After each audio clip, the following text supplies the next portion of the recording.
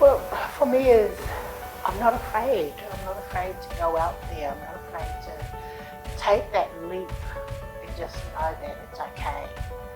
I don't have to look at what others are saying or doing or whatever. Because for me, it was all about wanting to try and please everyone.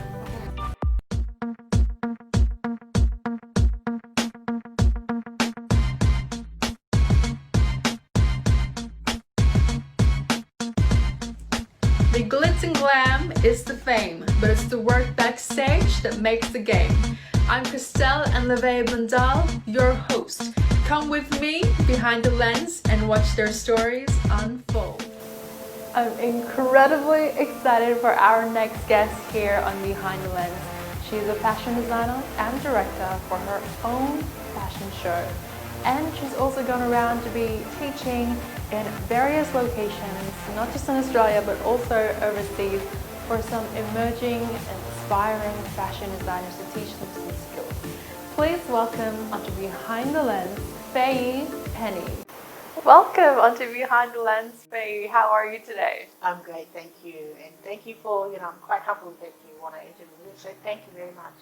Thank you so much for letting us be here to interview you. I've been to some of your shows and seen your collections on there as well, and they're amazing. I love them. And before we go back into kind of your designs and your collection at the moment, I think it would be interesting for some people to hear as well how you got started. Were you always interested in fashion designing from a young age? That definitely would have to be yes, because it all started when I was a very young age because of my mum. She's actually a sewing teacher. So she's been a teacher in New Zealand, Samoa, as well as Australia. And always, she was the one that they would go to in regards to, the community and all that stuff. So it started at such a young age, just looking at her sewing and everything, and I would be the one that would do her cup of coffee or cup of tea really late at night and everything. And there was this thing about my mother where she loved Vogue magazine. So back in those days, just to get a subscription every month was quite costly. Yeah. And she would save up whatever she could just to have that subscription every month. And we would wait every month for the new edition because it'll come from Europe. Mm-hmm. So it wasn't from New Zealand, it was a subscription from Europe itself. And that's where I believe for me it started, was the European fashion. It wasn't so much the islander or anything, but it was the European fashion that actually caught my eye. And from that moment on, I loved, looking at all the different designs and everything. So yes, that's how it all started, was, from that moment. And as far as I can remember, even with a doll, I would look at, wanting to dress my little dolls up and everything. I'd even use plants, the leaves or whatever from outside. Oh my to gosh. Make little, and this is how it was for us, even though back in those days, just having a little doll was quite expensive. But my mum, she knew that I loved all this sort of stuff. So yeah, it started from that time. That's really interesting. So from a young age, you were doing it on your dolls. Yeah. And now that you're doing it on real people, Yeah, real people. It's amazing. So it's kind of like a little girl's dream come true, I feel like. So you were like her assistant when she was doing it as a sewing teacher, and you kind of just absorbed her talents and her love for it. I'm kind of interested because you were in a culture that was very much in the Pacific, and you mentioned that you were attracted to the European fashion from the Vogue magazine. What about it did you like the most? Well, although I'm of a Pacific origin from Samoa, I was born and bred in New Zealand. So my parents were more or less the pioneers in New Zealand of the Samoans coming over. So I wouldn't say, although our culture was very much a part of my life, but my surroundings was very much a European, the English at the time, and hence my reason for loving the Vogue magazine. Just looking at the different styles and designs and everything, even on TV and all that sort of stuff, looking at what they were wearing. My mother was very much had very much a part of doing this, because even herself, dressing us kids up, we would be the best dressed kids, you know, and when there were school balls or whatever, I was always the best dressed, Oh you my know, God. and I loved it. Oh, that's amazing. It's always nice to be able to walk into a room and feel amazing and confident. So was she someone who would like to make your outfit? Yeah, she would use us as her mannequins, you know, and we loved the way she dressed us, you know.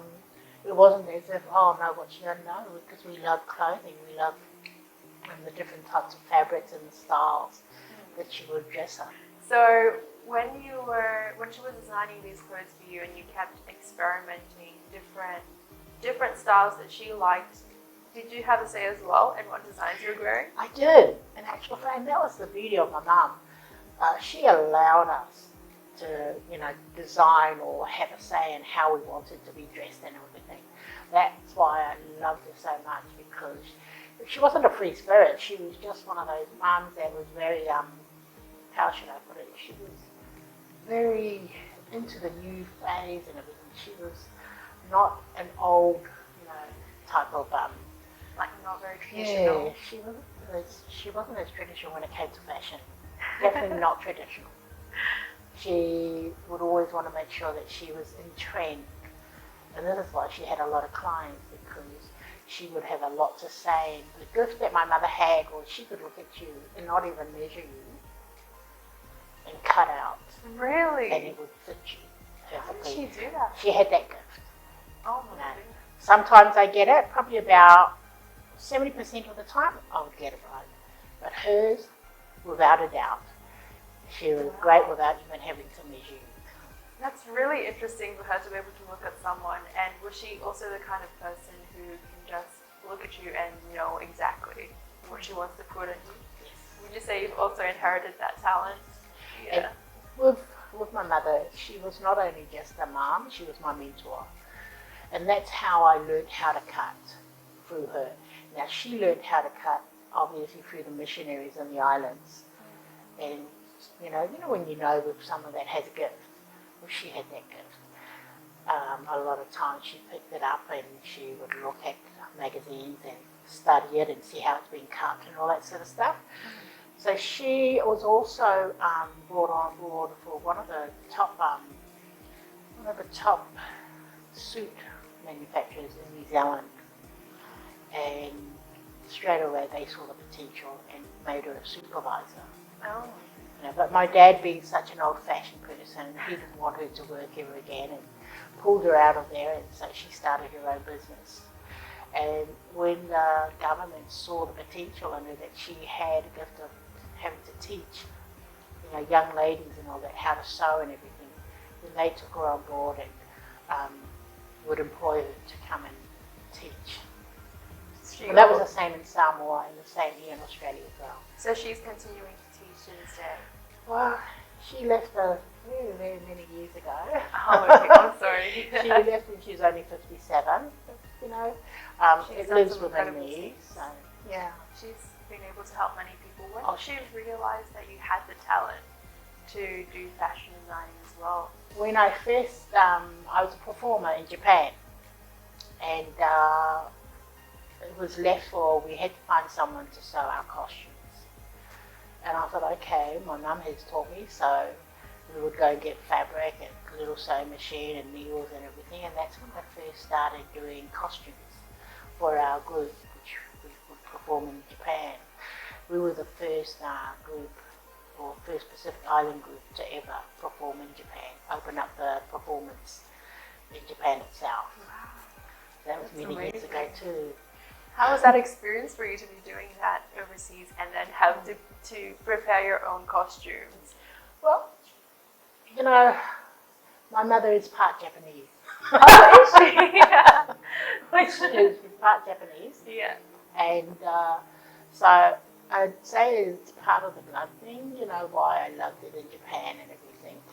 And, for me going over there, and at such a young age, at 17, so I was underage. Oh, yeah. When they found out that I was actually underage, I wasn't 18 already, so I had to get parental authority for me to be able to travel and work there. Mm. So it was great. It was a great experience, which is, for me, I love the fashion in Japan. I've never come across a country where they were so fashionable. What do you mean by so fashionable? Can you describe it? Oh my gosh. That was when I was 17, and with motorbikes, if you had a motorbike, they would wear like garments suited for, because they're wearing motorbikes. So fashion was not a new thing for Japan. With the young kids and all that sort. They were out there in their gear and everything, and it was just awesome to see. If I look back at it, I'm thinking, well, that's when I was 17. Excuse me, now going on 60. So to look and see how fashion had made an imprint in Japan itself, with the young kids, and they had their sort of style as well, but it was cute. It was great. Did you ever get inspired by any of those fashion elements in Japan in anything or what? One of the things I've seen with some of the Japanese designers, they're very structured. You can see it in their designs, in their actual garments and all. And it was like there was a flow to it from head to toe. And that's what I loved, especially when I'd see the young guys and the young girls. They're paired off, and I remember one of them where the guy was in a motorbike and he was wearing like leopard skin type, like the boots matched the helmet. Oh, I was going, oh my gosh! And even with the school kids. really? With the school kids, they had this. I remember some of the school kids where they would wear their baggy black pants, but it was tapered really well, and their shirts, were pulled up high like your Elvis Presley, and their hair is curled like an Elvis Presley. I'm like, what the heck? So, at that age and at that time, 17 years old, it was phenomenal. They were all very well presented. Well dressed, well presented, yes. Why do you think that was the way their culture was? Oh, look, their culture is very cultured, mind you. But at the same time, they did know of, the up and coming trends in fashion, especially with the younger kids. It showed a lot more in the younger generation, the fashion trend and all that sort of stuff. Do you think that they've continued that to this day as well? Oh, quite frankly, I've never seen so many vending machines of all different types when it came to Japan. And it hadn't even reached out to New Zealand and all that, and it was like, wow, they're way ahead when it comes to technology. And that was my perceiving of everything when I was only, 17, 21 years old at the time. So, I had a love for Japan, and I still do. And I love their culture as well. Absolutely love their culture. Respect it as well. They definitely do have that reputation where they're ahead in terms of technology. So it kind of isn't a surprise to me that they're also really well presented in their fashion and love their fashions, their sense of style, and able to carry it towards even the younger generations. Now, talking more about your career in the fashion industry, was your mum and dad always supportive of you of becoming a fashion designer? My dad, not so, because he was very old-fashioned. But my mum, most definitely. Mum was, everyone looked at my mother as being the cool chick, or the cool mum, because she was out there. She wasn't afraid of new trends or anything like that. And that definitely showed in her personality. And hence why, I come from a family of 9. Wow. So, Big family. big family. And for her to be able to dress us all very trendy, and always make sure that we dressed well. Now, in regards to with my dad. He was your old-fashioned type person that believed. See, I took up architect, Oh, did you? and for 4 years I did it, and my dad didn't know that I'd taken architect, and I loved architect. He then, when he found out, he pulled me out of it and put me into a typing class. A typing class? Typing, because he believed that every woman should be behind a desk with a typewriter and everything. He was very old-fashioned, so I had to obey, and I did it, but my heart was still in the fashion industry. You still found your way back into it. Oh goodness, of course. So I don't think I'd have it any other way. It was just like no matter where anyone put you, your heart was always with fashion or with creativity, because you did architecture. You were doing it for 4 years, you 4 said? years in school, yeah. For 4 years in In school. high school. What would you say, did you carry anything that you learned from architecture into fashion design in terms of design? Well, in terms of design, it's very, very much the same. What is out there, what's the trend? That's how architects and designers, we always look at what the trend is. So the principle is very much same, in regards to a lot of designers get inspired by buildings. So they take those particular shapes and all that and implement it into their designs. No different, and this is why I say with the Japanese people, they're very structured in a lot of the designs and all that sort of stuff. And it's beautiful because if they can actually draw something out of a building and implement it into their style or their trend or their actual collection. That's really interesting. Now, when you're talking about kind of like trends or looking after for the next trend, how do you actually identify what the next trend is? So usually every designer, when it comes to straight after putting their collection out there, they're already working on the next collection. So usually either 6 to a year. You always have to be ahead prior to the time, because the mainstream, your market and all, they'll be waiting for that next collection. They'll already know. So when they put out this collection out there, already the next one is already on its way to being produced and all that sort of stuff. So in order for us to know, these are some of the things that get taught us in school. It's not something that we can just, we're a designer, we just design anything. No, when it comes to the market, they always go on trend and forecast. Oh, that is really interesting. Sometimes, because I know with designers, sometimes I get curious as to how do they all have the same elements and for them to all come out at the same time. I always wondered how that works. There is, we normally take it from the bigger designers that are already out there. It's like they forecast the trend of what's happening. There are companies also that will forecast the colour. What are the trends for that season?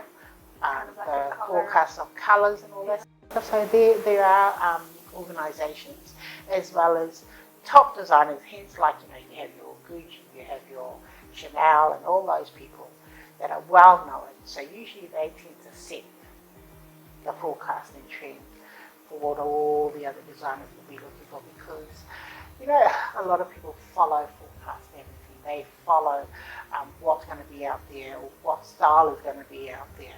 Is it important as a designer to be following those forecasts? Well, when it comes to marketing, mainstream marketing, and very because important. The fact is, people follow trend. People that love fashion, they will always follow trend or colour. So if you're not following them, well then your sales may not go as well. You might Because struggle. people will always look at what is the trend for this season. Whereas in the islands, well, colour, all sorts of colour. We're basically every Very season. vibrant. When I see the designs in the Pacific, it's always very vibrant, and it's nice and refreshing because sometimes with like trends, there will be like trends of like nude colors or neutral tones, but then when you come out with like a Pacific collection, it's always very We're quite bright loud and bright. happy. It's always really nice to see it on the runway as well. It's a nice change. Now, when you're going about designing for like forecasts, where else do you take your inspiration from? You know, for me, I'm a flowery person, then I'll take it from your fauna or your, what's out there. Like for instance, our Pacific designers, they take it from all the bright colours, the flowers, the type of flowers out there, and everything implemented into their prints. In regards to me in particular, I actually follow what's the trend, what's the forecast out there. And So you I adapt don't just, to it. I don't just sort of design anything because I like it. If I've got a clientele, based in, I would need to follow what's out there. Have you faced any challenges when it comes to design? Challenge used to be my number one love. I love challenges. And when I took on a challenge, I challenged to win. Nowadays, that's changed. Just because, I've found a love for something much more, and which will be my number one, which is finding Christ. He's what my whole aspect of things in life has changed. Although I come from a very cultural and very Christian background, I'd just go to church and that was about it. It came this year and out the other. But when I had an encounter, and back then I used to think that me as a person was more than enough for me to carry myself through. But after going through a downfall and everything in my life, I went in search of who this Christ was, who this Jesus person was, for about 5 years. Wow. And travelled overseas and all that stuff, just to find myself with this person, Christ. So after that, I have found who he is, and he is my core, he is my number one, he is where I am today, and where it made me, everything, when they say it's impossible, everything becomes possible. And I owe it to the Lord,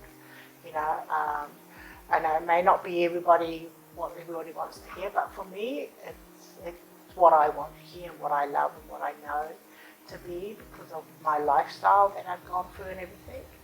And it fills that void. So, did I think I was going to come back into the fashion industry or come back into real estate? No, I didn't, but it's actually brought me back in, but with a much better view of things of life when it comes to these areas. That's incredible. Why were you in search for him?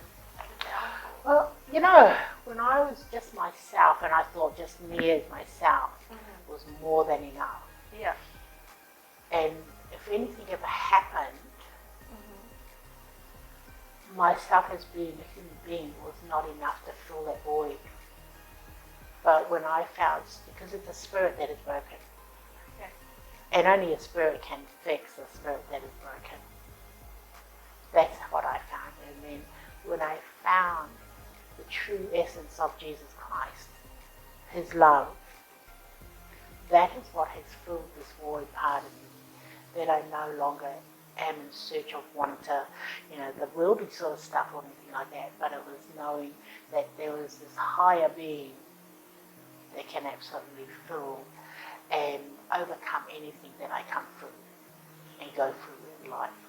That's good. It's good that you're into that place now where you feel complete. How did it feel? What was the turning point that you realized that you were no longer in search because you already knew?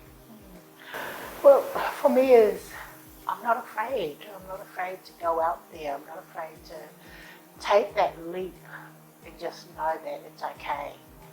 I don't have to look at what others are saying or doing or whatever, because for me it was all about wanting to try and please everyone.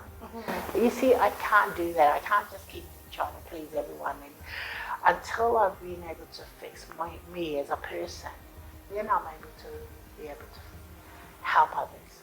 But knowing that there is someone greater. That's nice. And I feel like you've also carried that into your work because you also do teaching, right?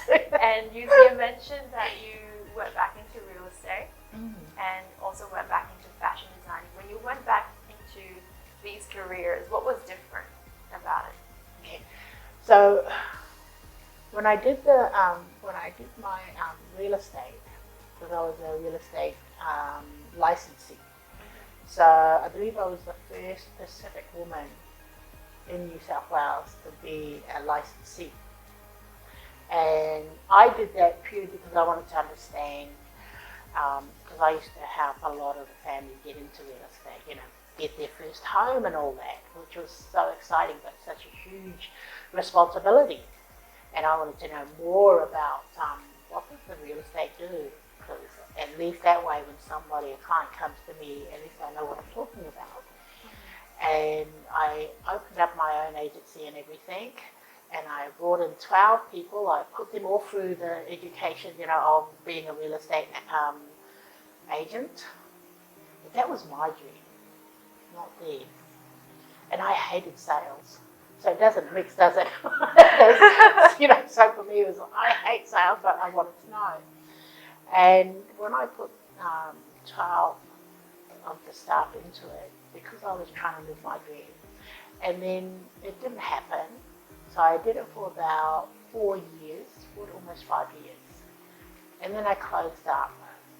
And my husband has been such a huge, strong support in all that I do. And so when he was, come on, look, just close up. And see, for me, I've never given up, or I've always fought to win it. So that would have been the first time for me to actually give up on something. And it was a big, huge crush for me as a person. Hence why I had a meltdown, because it was like the first time basically, and everything that I do, I had to give up. And that's why I had my meltdown. Where I needed to, there had to be something, bigger, because I thought, well, how can I not, be able to cope, or how can I not be able to do this? So hence why I went and searched for who Jesus really was. Looking back at it, do you feel like that was necessary for you to close it? Oh, most definitely. I wouldn't have it any other way. For me to find who Christ was, and who he is, and how was he going to help me, but it was me. I had to make the choice to allow him into my heart, allow him into my life. Like everyone will have their own belief, but this is my belief, and I stand strongly with it. My children, my family, everyone knows that. So when I open up any of the shows, I first give thanks to the Lord. Yeah. Every show that we do, I've noticed that. I will always give thanks and always honour him, because he has never let me go. And my journey that I went through in finding, and it's the best thing for me, and it is, like I said, where I am today, and not being swayed heavily about, of what people are going to think or do or whatever. So, yeah. And just putting yourself first and doing things the way you want things to be. Yeah, in order for me to help others, I have to help myself. First. Okay, I have to help myself. I have to make sure that I'm complete to be able to help many. Because there's no point in me helping others and I'm incomplete. Because it's just, for me it is contradictory towards what I'm trying to do and how I'm trying to help others. That's true. That's really true. From a young age, she's always been inspired by fashion, color, patterns, and anything to do with being artistic and creative. She inherited it from her own mother, who was a sewing teacher. And from there, she's always worked on improving and pushing beyond her comfort zone to improve her designs and hopefully bring it to the mainstream. After our interview today, it's clear that she is doing some incredible work. She's pathway, not just for her, but for many other designers as well, to break through to the mainstream market and really make a big statement. I can't wait to see what Future Project is going to be doing, and the Future Runway shows the Pacific International Runway and the Future collections of Le Beau of Faye Penny. I'm sure that many of you girls and guys who are fashion designers here have learned at least one valuable thing from Faye today. And remember that this is Behind the Lens. Hit the like button, subscribe to our YouTube channel, and make sure that you are following all of our social media pages. And as always, the glitz and glam is the fame, it's the work backstage that makes the game. I'm Christelle Anne-Levay Bendal, your host, and I will see you all